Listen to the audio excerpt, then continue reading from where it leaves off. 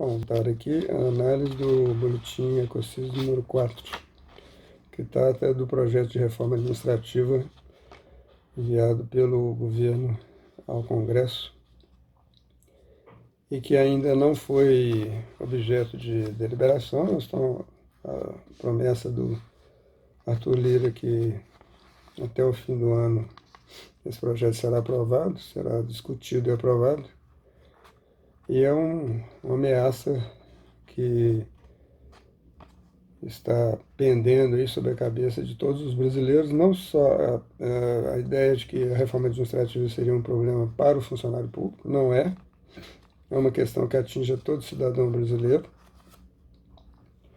E essa análise que eu fiz no artigo do boletim Ecosys número 4, ela trata exatamente disso. Primeiro, a propaganda toda que foi feita na apresentação do projeto coloca a tecla na questão, bate muito na tecla da questão fiscal, que a situação fiscal é que estaria, quer dizer, ou seja, haveria excesso de gastos com a máquina pública e a reforma administrativa viria para resolver, ou pelo menos tentar solucionar em parte esse problema. Evidentemente que a situação fiscal atual, aliás, já de algum tempo, né? Não é só atual, mas principalmente atual, ela é muito complicada mesmo, né? Ela é muito problemática, né? Você tem grandes déficits primários e você tem também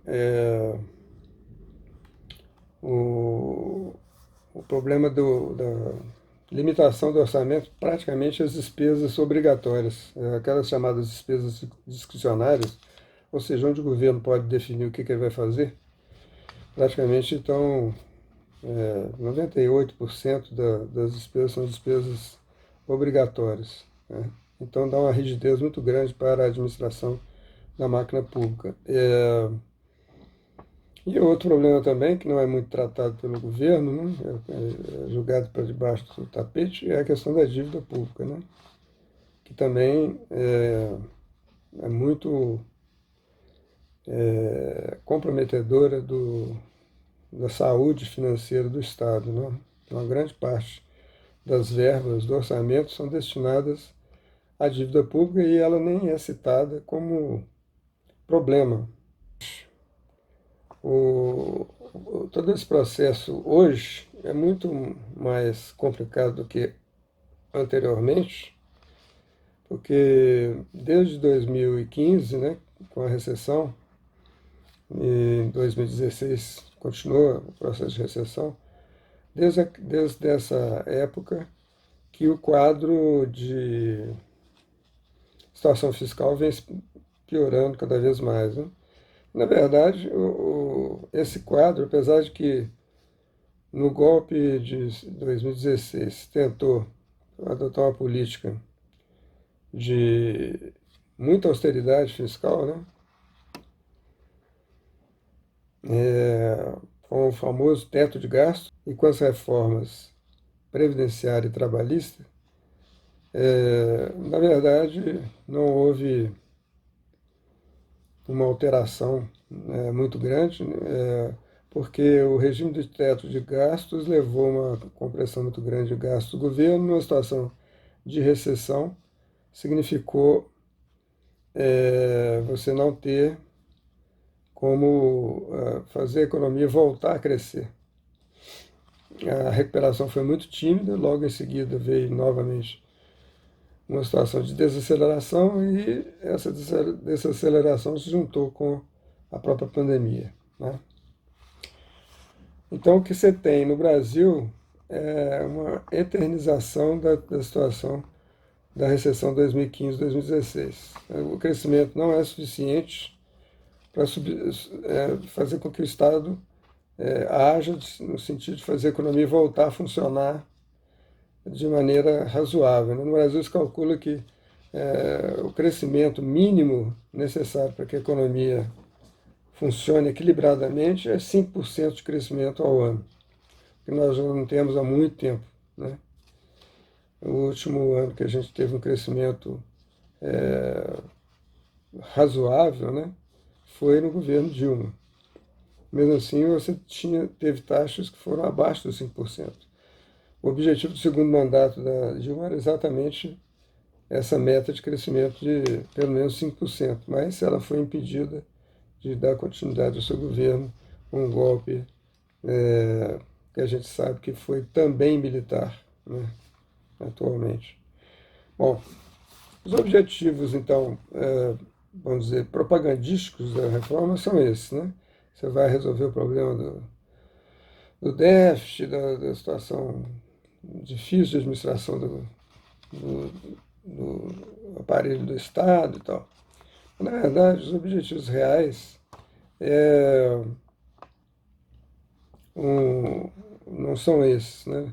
Na verdade, nós não temos um Estado inchado, né? Essa é a ideia de que existe muito funcionário, né?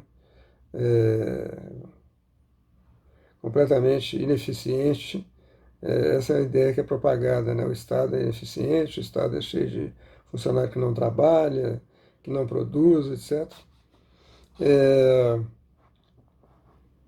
Então, nós temos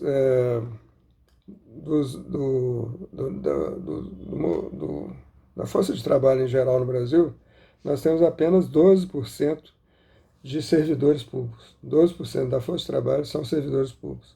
A média da OCDE é 18%. Né? A OCDE que é considerada uma organização que é exemplar em termos de administração do Estado, da questão fiscal, etc. E, então você não tem esse problema no Brasil. Nós temos só 12% de servidores do conjunto da classe trabalhadora. E depois de 2018, o que aconteceu? Você teve queda do número de servidores. Ao contrário do que se fala, que, foi, né, que tem inchamento, etc., porque houve muitas vagas que foram abertas por aposentadoria que não foram preenchidas, porque desde então não se fazem mais concursos públicos. Né? E como eu disse antes, nenhuma preocupação com os gastos que são enormes, com a dívida, que é uma dívida já paga várias vezes, né? E continua até hoje consumindo recursos do orçamento.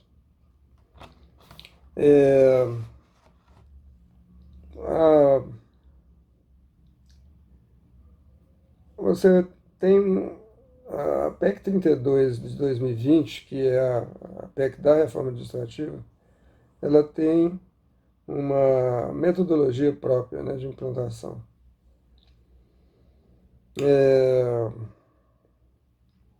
Ela compreende, né, novo regime de vínculos, alteração orgânica da administração pública, uma administração que seria mais eficiente, etc., etc., e o fim imediato de alguns benefícios, alguns ditos privilégios. Né?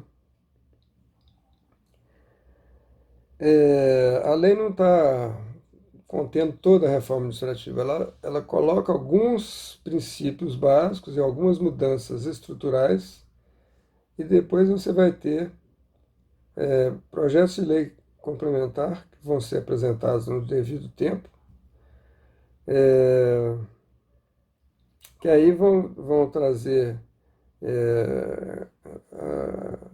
as diretrizes de carreiras, a questão de cargos, funções e gratificações, né, e assim por diante. Então são detalhes, mas detalhes importantes, né, que vão ser apresentados complementarmente, por lei complementar, inclusive. Né. E também há uma ideia de que deve haver também, por lei complementar, a implantação do que eles estão chamando de novo serviço público, onde vão ser estabelecidos direitos e deveres do funcionário público, a estrutura remuneratória, que também não está previsto nessa reforma, e a organização das carreiras. Agora, ao contrário do que parece, né, essa reforma é uma reforma muito abrangente. Ela tem um objetivo, não é de resolver problema imediato fiscal ou qualquer coisa assim. É efetivamente criar uma nova estrutura do aparelho de Estado. Essa estrutura ela vai se acoplar ao modelo econômico do governo, né, que as duras penas está sendo adotado através do famoso Paulo Guedes, que é o modelo neoliberal periférico, que começou a ser implantado novamente a partir do golpe de 2016. Né? Os governos anteriores, Lula e Dilma, eles estavam implantando um modelo desenvolvimentista com inclusão social. Né? Esse modelo desenvolvimentista é basicamente o que consta da Constituição de 88. Né? De um lado, você tem um estado de bem-estar social que é adequado ao modelo neodesenvolvimentista, porque todo modelo de desenvolvimento ele tem um problema de criar desequilíbrios na questão da distribuição de renda. Né? Tende a haver alguma concentração de renda nos processos de desenvolvimento. E é muito difícil você, estruturas muito estruturais, né, você resolver rapidamente. Então, você cria esse estado de bem-estar social, onde você tem, ao lado da oferta pelo Estado de serviços básicos de infraestrutura econômica, as estatais, etc., você tem a oferta de serviços no campo da saúde, da assistência social e da educação. Então,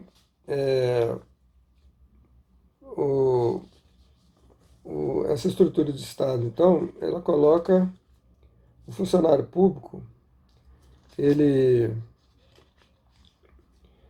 trabalha para o Estado, ele não trabalha para o governo, né, nessa estrutura administrativa baseada nesse modelo de bem-estar social e de desenvolvimentismo.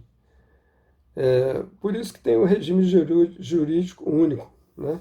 Esse regime é um regime que garante a administração democrática do Estado, porque o servidor serve ao Estado e não ao governo, como eu já disse.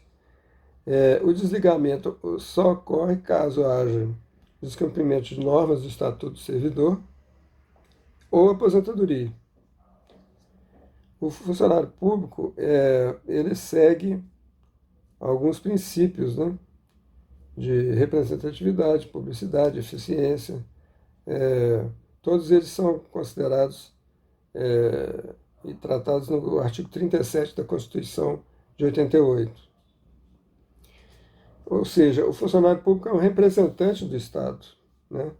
Ele não deve ser nunca um representante de governo. Né? E ele vai se preocupar em demonstrar e trabalhar no sentido de ter competência técnica e neutralidade política. Esse é o princípio básico da estrutura organizacional do Estado, como vem já desde a Constituição de 88. Essa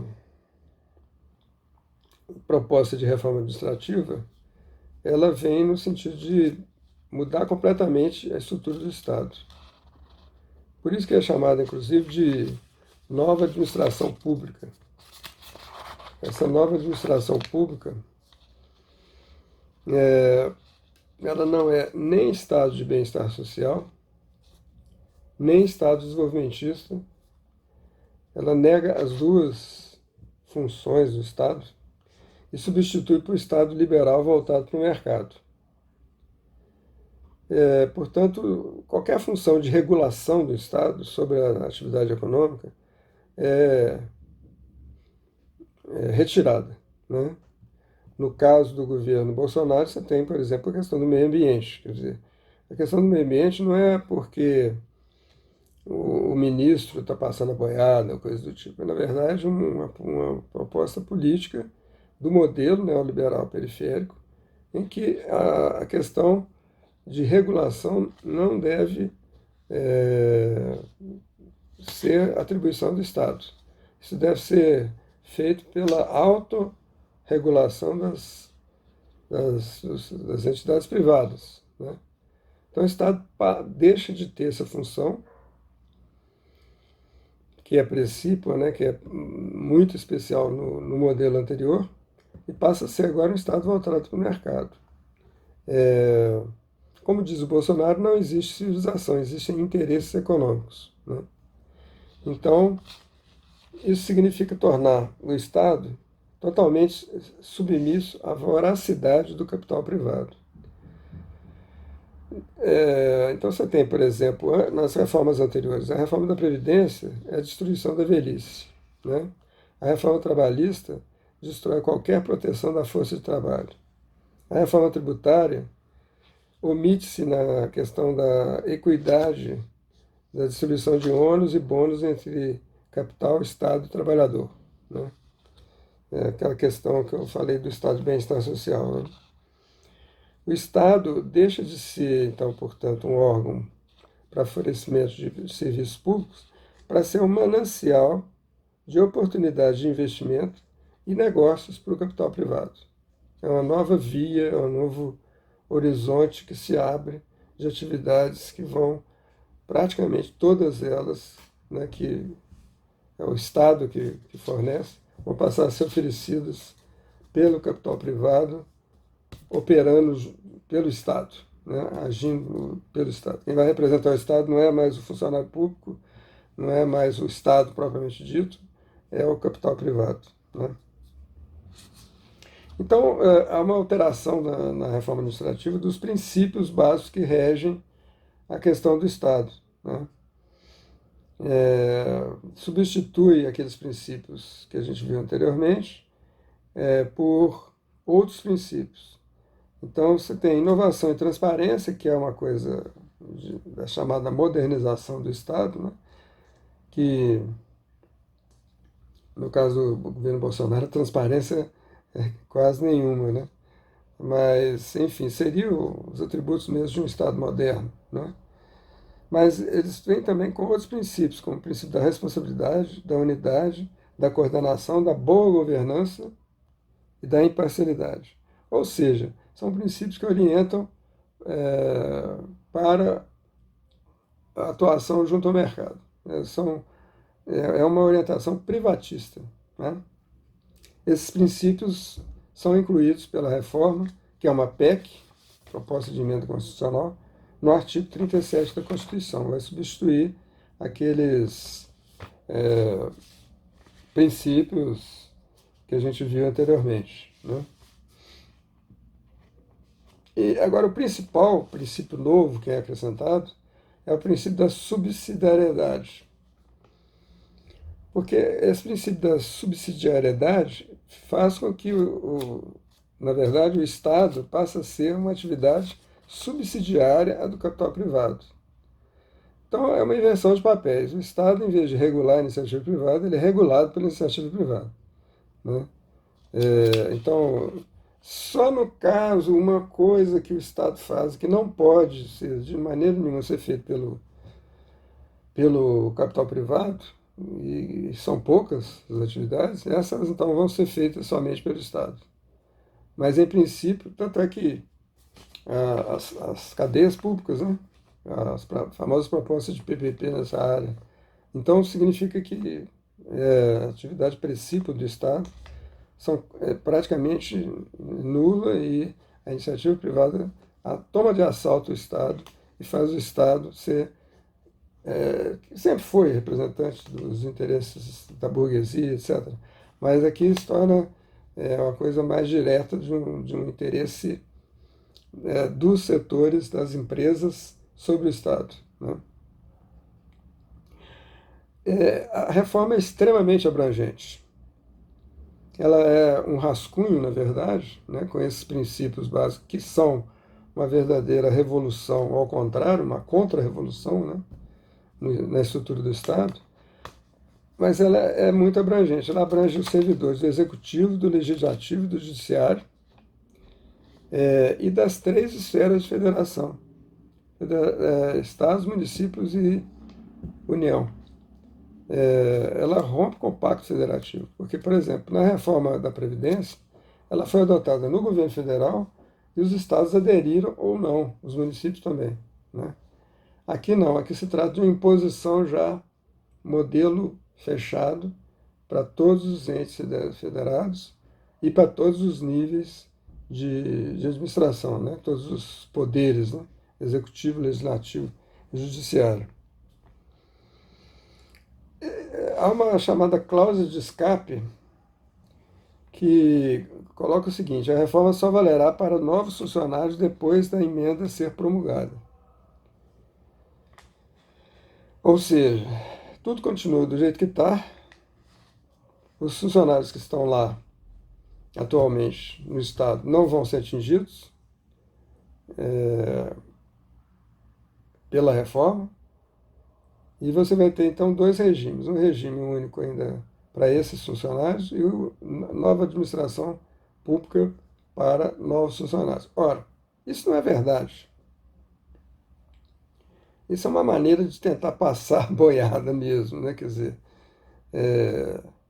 na medida que os funcionários atuais não são atingidos, eles não vão se mexer para ir contra a reforma, porque a reforma não vai atingi-los. Mas isso não é verdade. Por quê? Porque não está tendo concurso. Praticamente não está tendo. E a política não é uma política episódica. Não vai ser aberto concurso tão cedo. E então vai se fazer uma reforma para quem não existe ainda. Aí são funcionários fantasmas mesmo, né? O que vai acontecer é o seguinte: vai haver um processo de coação. Os funcionários, a reforma, nova estrutura, moderna, eficiente, etc. Você não quer aderir, né? Então vai ser por coação ou então por cooptação. Você vai ter um salário melhor, você vai ter uma carreira melhor, não sei o que e tal. Então, uma série de argumentos que vão atingir, sim, os funcionários atuais de maneira imediata e total, né? Inclusive, depois quando começou a tramitar esse projeto no Congresso, foi formada uma frente parlamentar mista, que é chamada, ela se autoproclama como Frente Parlamentar Mista da Reforma Administrativa. E que o principal ponto é exatamente esse: tem que atingir os atuais funcionários também. E essa frente tem membros importantes do Congresso, dos vários partidos, inclusive partidos de esquerda, não se sabe bem por quê. Agora, ela não é abrangente quando se fala de cúpula. A cúpula dos poderes, por exemplo, ela atinge o funcionário do Congresso, mas não atinge o deputado, não atinge o senador, né? E no judiciário ela atinge o funcionário do tribunal, mas não o juiz.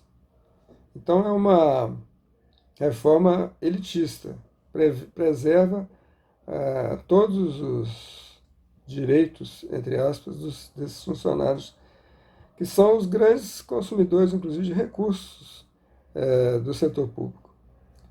E também as Forças Armadas não são atingidas.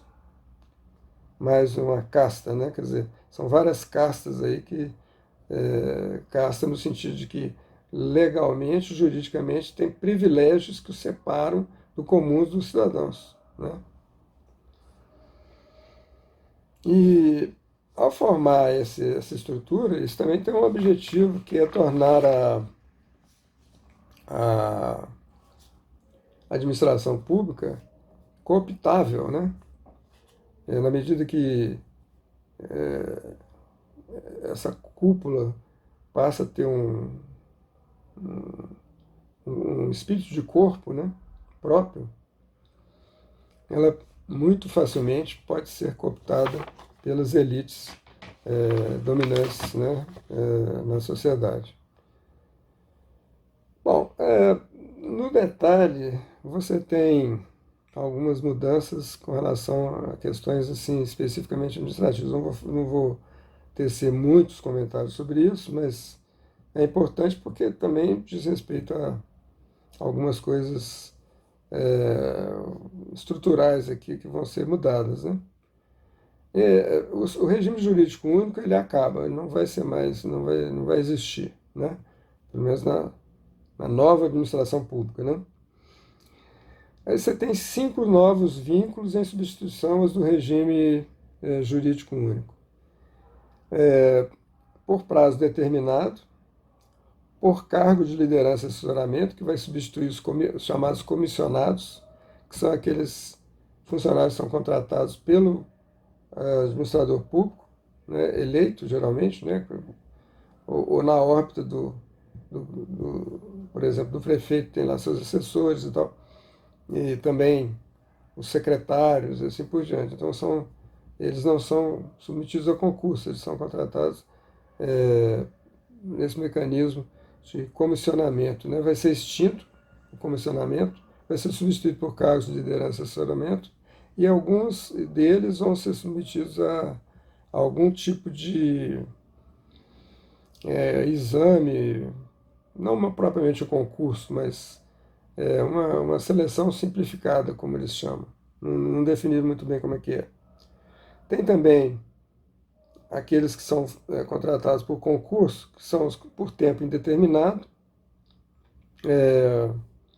que aí você passou no concurso, você está com carreira definida para sempre, né? De experiência, que você faz o concurso, mas você passa por um estágio probatório, e só depois, se você for bem avaliado, que você é admitido. Só o concurso não seleciona, tem um estágio. E esse estágio, que geralmente é de 3 meses, vai passar para 2 anos. Então a pessoa vai ficar 2 anos trabalhando provisoriamente. Imagine a fragilidade desse funcionário, como que ele pode ser submetido a pressões de toda a ordem, políticas, etc., né? Aí você tem aquela chamada, que eu chamei de elite, né, que é daquela casta, né, e tal, que são as chamadas carreiras de Estado. São atividades exclusivamente públicas, é o chamado núcleo duro do Estado, né? Tem algumas exceções que têm regulamento próprio, porque no caso aqui das carreiras de Estado, é atividade de dedicação exclusiva, né? E tem algumas exceções para docência, na área da saúde, algumas áreas são regulamentadas, que tem regulamento próprio, né? Rompe com a norma também muito antiga, que era não ter a chamada acumulação de cargos, né? Agora pode haver acumulação de cargos públicos remunerados quando houver, segundo rege a norma aqui, compatibilidade de horário. Lógico, né? Se não tiver compatibilidade de horário, como é que vai ser, né? Os cargos, em geral, e mais altos, né? Por exemplo, secretário de Estado e tal, são de livre nomeação do governante, né? E também de exoneração, evidente. Mas não há, nesse novo regime, aquela questão da autonomia. Acaba a autonomia do funcionário. E o poder do governante sobre ele é total, né? O que vai fazer com que você tenha uma certa partidarização do Estado, né? Há uma grande perda de direitos dos funcionários, né? O anuênio, que é um benefício, como o próprio nome diz, anual, né, que é recebido, se não me engano, 1% ao ano pelos funcionários, vai ser extinto, Vão ser extintos também as aposentadorias compulsórias. Vai ser proibido a concessão de reajustes retroativos. Não terão férias com mais de 30 dias. Não poderão mais haver a pessoas passar a gozar privilégios, né? Cargos, comissões, etc., de alguns, por exemplo, teve um cargo de temporário, né? De procurador do Estado, por exemplo, passa a ganhar mais e ele incorporava no salário. Agora não vai poder incorporar mais. Outra mudança também, nesse aspecto de perda de direitos, é proibida a progressão apenas por tempo de serviço. E vai ser proibida também a redução da jornada sem a redução do salário. Né? São todas reformas para tornar cada vez mais funcionário público semelhante ao empregado de empresa privada. Né? Isso já existe em grandes setores da administração pública, os chamados funcionários seletistas, né? Agora vão ser os próprios funcionários que não são seletistas, eles vão perder direitos, né? E vão começar a se equiparar progressivamente com os empregados da administração das empresas, né, privadas. A estabilidade vai acabar, né? Vai acabar essa estabilidade como existe hoje. Na estrutura atual, você tem a possibilidade de demissão por três motivos típicos, né? Três hipóteses. Um processo administrativo disciplinar, ele descumpriu alguma norma importante, alguma coisa ética, alguma coisa. Enfim, teve um processo, né? Uma decisão judicial transitada e julgada, ele perde automaticamente o seu cargo, né? E agora vai ser introduzido, já existe, de certa forma, em algumas administrações tucanas, principalmente, né, se usa muito isso, é a chamada avaliação de desempenho. Né? Então, ele pode ser demitido por insuficiência de desempenho. Ela vai se tornar a mola mestra da reforma, né? Da nova estrutura de administração.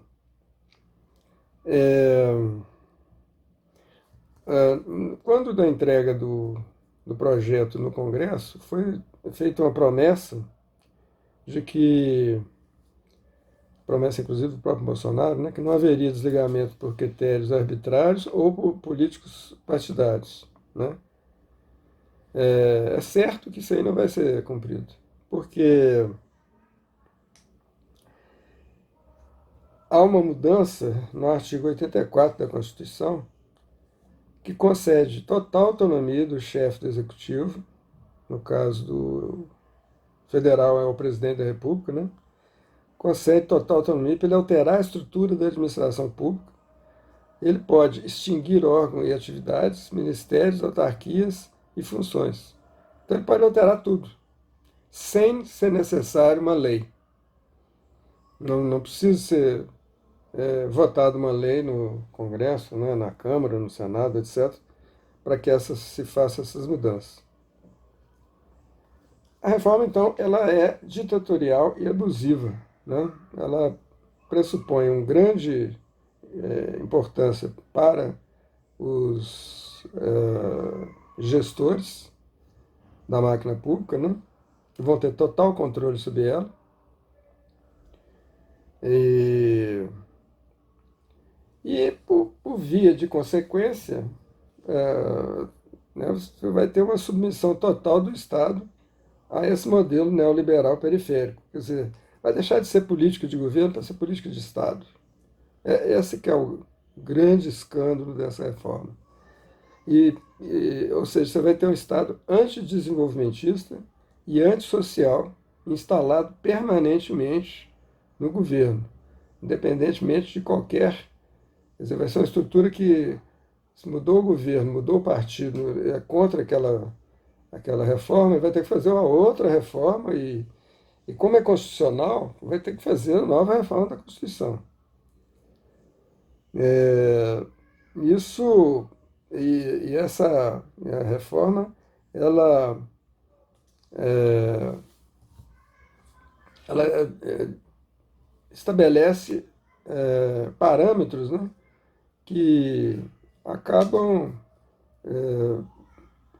com toda a autonomia do funcionário e com toda a importância que tem o Estado hoje, né? Tanto na função de regulação, na função de intervenção mesmo, né? Indireta ou diretamente, e na função social. Né? O Estado é diferente de você falar, não, o governo tal, ele não dá atenção para a questão social, ele é um governo conservador, ou o governo outro, ele dá mais atenção e tal. Isso vai ser uma espécie de forma, né? Todo governante vai ter que seguir aquela estrutura do Estado, né? Agora, imagine se todo governante que entrar vai fazer uma reforma administrativa, né? Mudando completamente a estrutura do Estado. Quer dizer, e essas reformas neoliberais, tem muita gente que fala assim, privatizou agora, mas depois você estatiza de novo. Isso não tem sido assim. Nas experiências de mudanças no sentido neoliberal, tem que ter verdadeiras revoluções para que haja essas mudanças aos modelos anteriores, né? Existem forças políticas internacionais, e particularmente o imperialismo americano, que estabelece esses critérios para essas reformas neoliberais. O FMI, Banco Mundial, por exemplo, eles concedem empréstimos em troca de privatizações que o governo faça na, na estrutura administrativa do Estado. Então, existem poderes não só locais, nacionais, como Bolsonaro, etc., mas os próprios imperialismos, tanto europeu como americano. O americano é o predominante, o que predomina sobre os outros, né? Que impedem que um governante que queira fazer uma reforma mais social, uma reforma mais desenvolvimentista, ele vai ter que lutar com muitas forças para poder fazer isso de novo. E muito dificilmente, se você tem uma privatização de uma Petrobras, por exemplo, dificilmente você vai ter outra, né? Então é preciso barrar essas reformas, principalmente essa reforma administrativa, que estão em andamento aí no governo. A reforma previdenciária passou sem qualquer tipo de manifestação contrária, né? E depois, tanto antes como durante como depois, né? Você teve uma movimentação muito grande contra a reforma previdenciária do Temer, né? E que não acabou não passando. Mas depois, contraditoriamente, a reforma previdenciária do Bolsonaro é muito pior, né? E não houve nada, nenhuma reação. E quem deve reagir? Todos os cidadãos brasileiros. Evidentemente que os funcionários vão ser atingidos mais diretamente, né? Então, cabe aos funcionários públicos se movimentarem.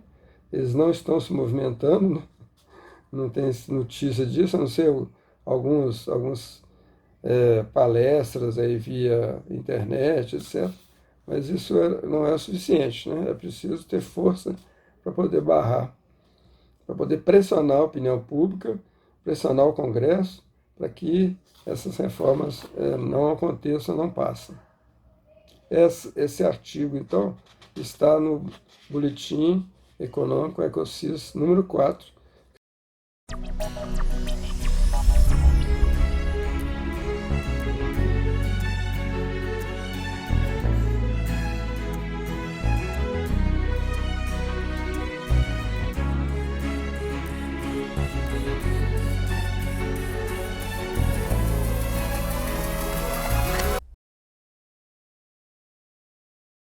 Com